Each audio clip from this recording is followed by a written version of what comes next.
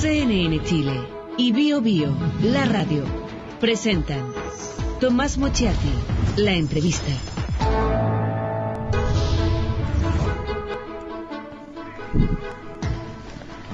Muy buenas noches, ¿cómo está? Esto es una información de hoy. El Ministerio de Agricultura dice que el déficit de precipitaciones entre Copiapó y Curicó es del 40 al 60%. No está lloviendo. Las heladas han hecho que estén reclamando a los agricultores medidas que se han tomado, algunas, porque hay un desastre en la agricultura frutícola del país. El último informe mundial indica que la temperatura al 2100 va a subir enormemente. Algunos dicen que este siglo, sí, en pocos años más se va a alcanzar lo que se llama el punto de no retorno. O sea, haga lo que se haga, ya nos vamos al desastre. En nuestro país se dice que el desierto va a avanzar 50 kilómetros y que Santiago, en unos pocos años más, va a ser como La Serena. Y La Serena, alrededor de La Serena, perdone, pero hay desierto. Y los glaciares, sí, los glaciares, disminuyen, retroceden y son la reserva de agua. Se dice que en el futuro las guerras van a ser por el agua. De esto conversamos con Gino Casaza. Él es ingeniero hidráulico de la Universidad de Chile. Primero, sobre todo, montañista. Escaló el monte Fitzroy, de granito ese monte. Estuvo escaló la pared suroeste de los Leones, en muchísimas montañas en el mundo, pero se especializó en geología y glaciología en Japón. También es doctor de la Universidad de Ohio y ha estudiado nuestros glaciares con detención. Montañista y experto científico. Con él conversamos esta noche. ¿Qué tal? Buenas noches. Buenas noches, Tomás. A ver, partamos por lo más simple. ¿Por qué no le explicamos a nuestros telespectadores qué es un glaciar? Lo más simple es decir que un glaciar es un río de hielo. Y un río conformado normalmente por un fluido que es el agua, ¿cierto? Fluye muy rápidamente, lo podemos ver, cómo se mueve el agua y turbulencia, etc.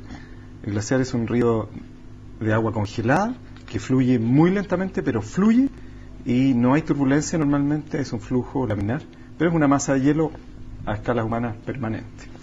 La mayor cantidad de los glaciares de América del Sur están entre Argentina y Chile, según yo entiendo, y se dice que la enorme mayoría de estos glaciares están retrocediendo en los últimos años. Eso es enteramente correcto, no solo a nivel de Argentina y Chile, sino yo diría a nivel global. Pero es cierto que la mayor cantidad de los glaciares de América del Sur están entre Argentina y Chile. Exacto, y en Chile solamente tenemos aproximadamente, depende cómo se cuente, pero sin duda más del 80% de todos los glaciares sudamericanos. El glaciar O'Higgins, por ejemplo, retrocedió 15 kilómetros en 100 años. Leo acá que el glaciar Martinetti, entre 1992 y el 2000, un dato un poco antiguo, retrocedió 780 metros. Leo que el 95% de los glaciares chilenos retrocedió desde pocos metros a kilómetros. Algunos pierden 50 metros por año. ¿Así es la situación? Esos son los casos extremos de perder y depende cómo se contabilice. Es muy importante, Tomás, decir si es un retroceso frontal, ¿cierto? Que es más bien lo que tú estabas refiriéndote, o si es un adelgazamiento. Y hoy en día hay tanto retroceso frontal, adelgazamiento, y aquellos que terminan en lagos o en el mar, en fiordos en el extremo sur de nuestro país, como el glaciar San Rafael, por ejemplo, están muchos de ellos desprendiendo cada vez más témpanos. Los glaciares son reservas de agua, es una cosa obvia. ¿Qué nos espera a nosotros, por ejemplo, de aquí al 2050? Se está hablando, sí, pero estamos en el 2013, si no es tanto tiempo. ¿Qué nos espera el 2050 en Chile en materia de glaciares? Bueno, deberían continuar las tendencias, lamentablemente para nuestro país, de retroceso, de reducción de los hielos y también de las nieves. Recordemos, la isoterma cero está subiendo a través del tiempo, cosa que ya han empezado a acusar algunos, incluso centros de esquí que estaban muy bajos, ¿cierto? Están cada vez más altos, se construyen los andariveles, las pistas de esquí, y eso indudablemente va a afectar nuestros recursos, no solo de nieve, sino también de hielo, por esencialmente dos motivos. Uno, que lo mencionaste ya, que es el tema de la reducción de las precipitaciones. Estamos viviendo ahora un año, la Niña, es como el tercer año seguido de la Niña, un año seco en esta parte del planeta, de la región, pero también este fenómeno a nivel global, que es el ascenso de las temperaturas. Y ambos dos son nefastos para los pobres glaciares. ¿Va a faltar el agua en Chile? Bueno, ya falta el agua, hay un déficit en el norte chico, indudablemente eso está ya sintiéndose también en la zona central. Afortunadamente en el sur y en el extremo austral tenemos un superávit de agua. Hay que manejar bien los recursos hídricos, quedan muchos recursos en la cordillera, quedan recursos subterráneos, pero hay que hacer un uso muy racional de esos recursos. Se dice que el 2050 el desierto va a avanzar 50 kilómetros hacia el sur. Hay un estudio de la Universidad de Chile. Y que la cuarta región va a ser ya un paisaje desértico. Y que Santiago va a pasar de semiárido a árido. O sea, va a ser como hoy día es La Serena de Coquimbo. Pero yo veo alrededor de La Serena de Coquimbo, salvo los valles interiores, no hay nada. Es un desierto prácticamente. Y que eso es lo que nos espera de aquí al 2050. O sea, Santiago en medio de una zona semidesértica. Es probable si continúan las tendencias actuales. Esa es la gran interrogante, cómo podemos proyectar estas tendencias.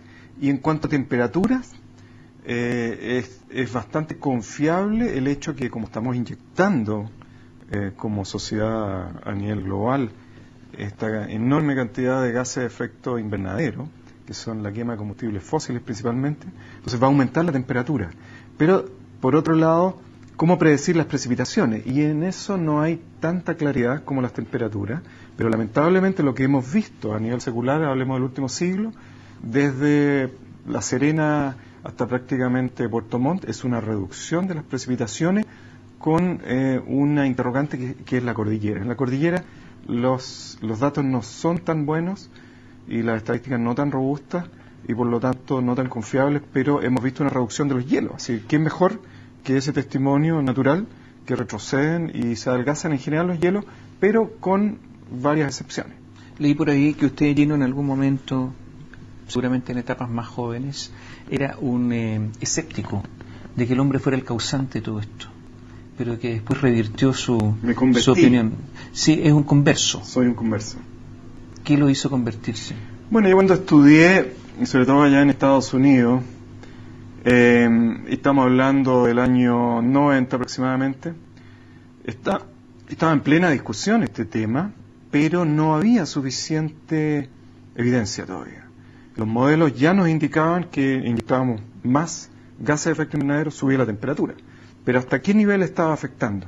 Y fue en ese momento cuando realmente para mí la evidencia empezó a ser absolutamente indiscutible y sobre todo debido a estos modelos que ligan estos parámetros a nivel planetario, sobre todo la concentración de los gases de efecto invernadero, con la temperatura y viendo lo que pasaba con los hielos, que son probablemente el indicador más claro a nivel de la sociedad, de que realmente está sucediendo algo que cambie de opinión.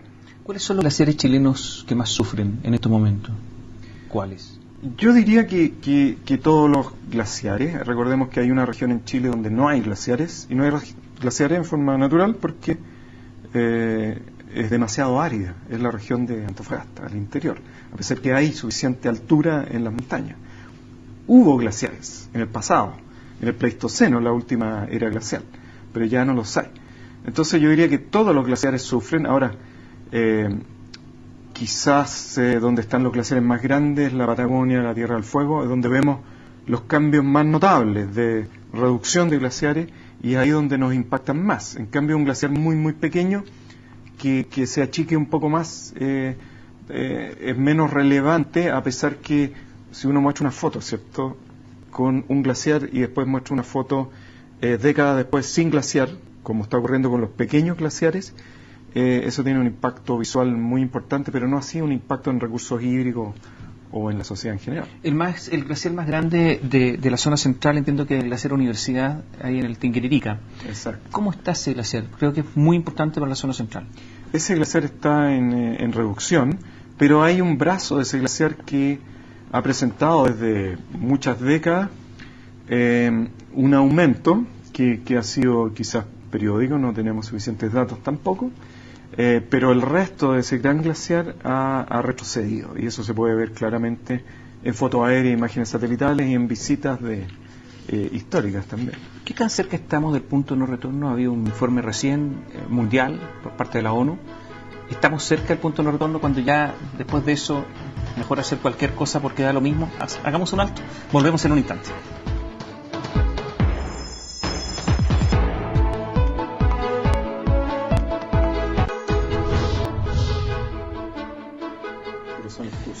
Gino Casassa nos acompaña esta noche, es gerente de innovación de la empresa Geoestudios, es profesor de la Universidad de Magallanes, fundamentalmente ingeniero y glaciólogo. Hay un punto de no retorno. El último reporte sobre el estado del clima en el mundo del panel intergubernamental de cambio climático de la ONU salió hace solo algunos días. Señaló que el calentamiento global es primero inequívoco, o sea, aquí no hay duda, y que en un 95% de posibilidades el autor es la acción humana, es el hombre. El pronóstico hacia 2100, las temperaturas podrían aumentar entre 1 y 3,7 grados y una máxima de 4,7 grados como promedio mundial, que es el escenario más catastrófico. En 2007 era de 6 grados, ahora se bajó a 4,7, pero los científicos han establecido en 2 grados el límite de no retorno. Por lo tanto, deberíamos estar muy cerca, ahí está. La pregunta es qué tan cerca estamos. En Chile las temperaturas van a aumentar en 1,1 grados entre la primera, segunda, tercera región, pero podrían, si no se hace nada, porque eso es lo más optimista, pero si no se hace nada, en 5,2 grados. Y yo creo que ahí es prácticamente un horno.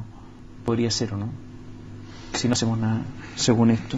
Sí, claro. Ahora, frente, digamos, a este escenario tan catastrofista, yo soy optimista en el sentido que nuestro planeta ha sido sometido a catástrofes mayores naturales en el pasado.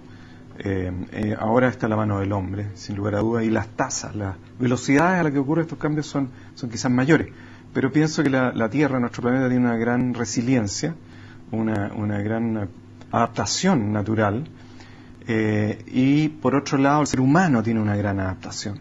Pero lo que sí es muy lamentable que son realmente las comunidades más débiles, las comunidades más pobres, los sectores de la población más vulnerables los que están y van a sufrir más en estos escenarios. ¿Quiénes?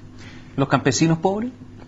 Exactamente, que no tienen agua, por ejemplo, que no pueden defenderse. Ahora hemos escuchado, ¿cierto?, está de moda el tema de las heladas. Entonces, ¿quiénes son los que más sufren? Los que no tenían seguro, los que no tienen la capacidad de sembrar nuevamente. Entonces, es lo mismo con el cambio climático. Países costeros como Bangladesh, por ejemplo, millones de personas que viven en la costa, empieza a subir el nivel del mar, producto que se derriten los glaciares, se expande el océano al calentarse, ellos van a sufrir más. Ya, pero el punto de no retorno, vuelvo a eso. La ONU dice que un punto de no retorno son más 2 grados, y resulta que podría subir hasta 4, y tantos grados, 4,7. O sea, ¿podría, insisto, haber un punto de no retorno en los próximos años? Es que para mí el solo hecho de que desde la revolución industrial, y ojo que esos 2 grados Celsius son medidos desde el inicio de la revolución industrial, que prácticamente desde que se empiezan a medir instrumentalmente las temperaturas en 1850. Entonces, esos 2 grados Celsius ya llevamos del orden de 0,9 grados Celsius desde la revolución industrial. Vamos a llegar a los 2 grados Celsius antes del 2050, yo creo que sin lugar a dudas.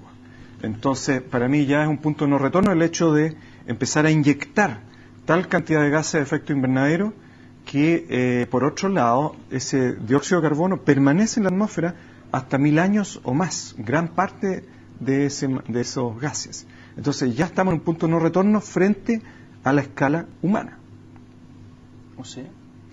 O sea, es inevitable que nuestros hijos, nietos, tataranietos van a vivir en un planeta más cálido. Ahora, eso, buenas noticias para algunos, pero pésimas noticias para otros. Sí, eso de van a vivir. Van a vivir. Pongo punto de interrogación. De otra forma, la afirmación en pregunta. ¿Van a vivir estos tataranietos? Bueno, yo con mi optimismo, digamos, y creo en la capacidad de resiliencia y adaptación, como decía, no solo el planeta, sino sobre todo de la raza humana. Entonces, sin lugar a dudas, se va a vivir. O sea, y en países desarrollados tú pones un aire acondicionado un poquitito más, digamos, intenso, y listo, pero reitero, son las comunidades más pobres, las comunidades más débiles, que no pueden hacer eso. ¿Esas comunidades se van a morir? Van a haber sin lugar a dudas conflictos, producto de la situación que empieza a subir el nivel de las aguas, esas poblaciones tienen que emigrar probablemente a otros países, el conflicto que mencionabas tú de las aguas, de agua potable, y va a haber muerte ligada al cambio climático. Leo que en el Polo Norte el aumento de temperatura podría llegar a más de 10 grados, es el lugar donde más aumento de temperatura podría haber. Y de hecho ya sabemos que en el Ártico está el derretimiento de los hielos, que ya está con esa ruta impensada, que era solamente fruto de la imaginación y de las novelas, en la ruta por el norte. Se está haciendo, se está comenzando a hacer. ¿Qué va a pasar en la Antártica, en el otro extremo? Bueno, la Antártica son muy buenas noticias hasta el momento, producto de otro efecto antropogénico, que es la destrucción de la capa de ozono. Y recordemos que el protocolo de Montreal, firmado por ahí por el año 78 o algo así, fue un gran éxito y en el momento ahora están disminuyendo esa tasa de destrucción del ozono, producto de la emisión de estos clorofluorocarbonos y otros gases que eliminan el ozono estratosférico. Y el ozono es uno de los gases, a pesar de una cuantía menor, de efecto invernadero. Por lo tanto, la Antártica, al existir menos ozono, se enfría. Y al enfriarse, están incluso algunos sectores creciendo de la Antártica, a pesar que otros están disminuyendo notablemente, y el hielo marino también está creciendo. Entonces, a medida que empieza a recuperarse el ozono, que son buenas noticias, porque el ozono, digamos, nos protege, ¿cierto?, de la radiación UV, la Antártica va a empezar a calentarse. ¿A calentarse? Sí, a medida que se recupere el ozono. ¿Y eso es bueno? Y eso, digamos, es bueno en el sentido de que se recupera el ozono, pero es nefasto porque la Antártica es la mayor reserva de hielo que tiene el planeta, y se empieza a derretir la Antártica, empieza a subir los océanos a nivel global, y ahí sí que vamos a empezar a sufrir. Y entonces esa es la pregunta que va a quedar pendiente. ¿Qué va a pasar si sube el océano en 1 metro, como dice la ONU en su pronóstico más pesimista? Volvemos en un instante.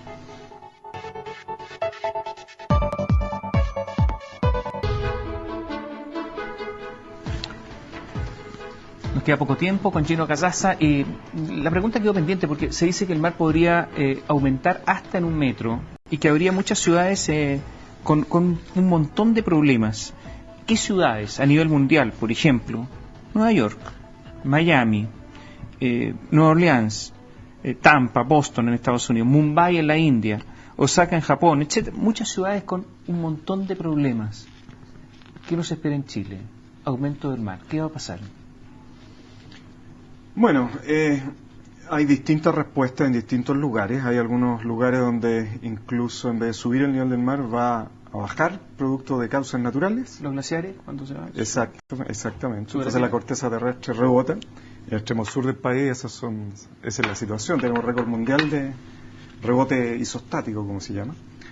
Pero en general el gran promedio de todo el planeta, ¿cierto?, alejado de estas zonas de glaciares, va a subir el nivel del mar y va a afectar la costa, y de aquí a fin de año yo pensé que iba a ser mayor el pronóstico del IPCC, pero hasta 1 metro podría ascender, hasta 80 centímetros. 96 centímetros. 96 centímetros. Entonces ya es muchísimo más de lo que se había pronosticado antes, y muchísimo más de lo que ha ascendido el nivel del mar en el último siglo, que es del orden de los 20-30 centímetros. Si el termómetro, la temperatura aumenta en 3,5 grados, entre el 40 y el 70% de las especies van a desaparecer. Yo digo, está bien, podrá ser resiliente el planeta, podremos nosotros ser inteligentes y defendernos, pero esto es catastrófico, entre el 40 y el 70%. Vuelvo a repetir la pregunta, ¿cuántos seres humanos, si sobreviven, van a sobrevivir después de todo esto? ¿Se mueren todos los demás y los seres humanos sobreviven? ¿Solos? ¿Ese es el pronóstico? ¿Ese es el escenario?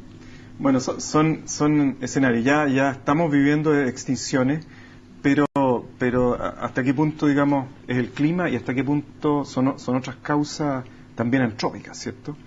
Y es difícil discriminar, pero indudablemente que hay migraciones, que hay extinciones producto de los cambios climáticos, y no estamos ajenos, pero reitero, los seres humanos tenemos una capacidad altísima de adaptación y resiliencia frente a esto también, pero depende de los recursos. ¿Y Chile los tiene? Chile tiene muchísimo menos recursos en este sentido que otros países mucho más desarrollados. Chile es un país que va a sufrir, si uno ve una media en distintos lugares en el mundo, ¿está en la media? ¿Sufre más? ¿Sufre menos? Mucho menos. ¿Y cuál es la causa, Tomás? La cercanía al Océano Pacífico. Este enorme océano, que es una masa con una gran inercia termal, que no es infinita, obviamente, pero que captura parte del dióxido de carbono que nos está envenenando, entre comillas, y produciendo este efecto invernadero, y parte también de este calentamiento que viene asociado. Entonces, y aquí tenemos urgencias, tenemos recirculaciones especiales, esta corriente de Humboldt, etcétera, que nos enfría. Entonces, frente a este calentamiento global, tú hablabas del Ártico, que va a subir no 1 grado Celsius, sino que varios grados Celsius, y es uno de los hotspots del planeta. Aquí estamos frente a uno de los cold spots, de los lugares más fríos, donde las tasas de calentamiento van a ser menores en este sector costero, no así en el interior. Entonces Chile es un país afortunado, pero el problema viene por el agua, que tú ya lo mencionaste, la disminución de las precipitaciones. Gracias por acompañarnos esta noche. Muchas gracias a ti, Tomás. Gino Casassa nos acompañó esta noche. Cambio climático, aumento de las temperaturas, aumento del nivel de las aguas, disminución de glaciares. Un tema permanente desde ahora en adelante para nuestro país. Buenas noches, gracias.